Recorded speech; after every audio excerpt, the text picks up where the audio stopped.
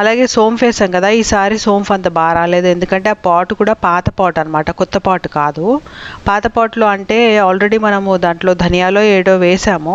వేసిన తర్వాత ఉన్న పాట్లోనే ఈ సీడ్స్ వేసాము.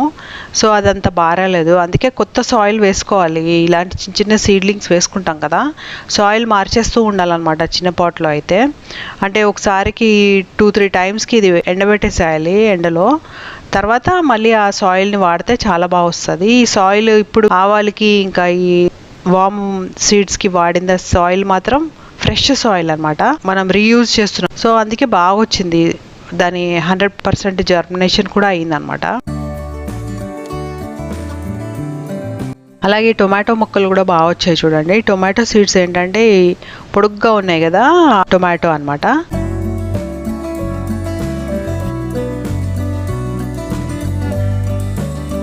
ఇంకా మిగతా ఈ